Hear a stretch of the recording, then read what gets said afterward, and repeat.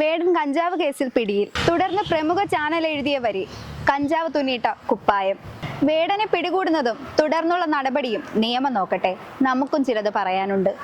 അവർ അവനെ ജാതീയമായി കളിയാക്കിയ പേര് അവൻ ലോകത്തോട് അഭിമാനത്തോടെ വിളിച്ചു പറഞ്ഞു. വേടൻ ദിനംപ്രതി സമൂഹത്തോട് കലഹിച്ചുകൊണ്ടിരുന്നു.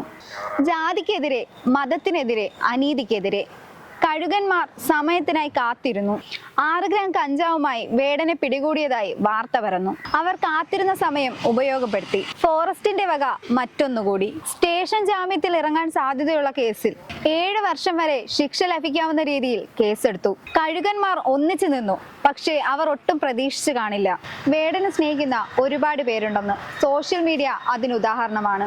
അവന്റെ പാട്ടിൽ അസഹിഷ്ണുത തോന്നിയ പലരും ഇന്ന് ആഘോഷിക്കുകയാണ്. ആഘോഷിക്കുന്നവർ ആഘോഷിക്കട്ടെ. സമൂഹം ചോദ്യങ്ങൾ ചോദിച്ചു തുടങ്ങിയിട്ടുണ്ട്. നിങ്ങൾ ഭയക്കുന്ന മൂർച്ചയുള്ള വാക്കെടുത്ത് തോക്കുകൾ അരിഞ്ഞിടും. വേടന്റെ വരികൾക്കും മനുഷ്യ സ്നേഹത്തിനുമൊപ്പം ടീം ചുവടും.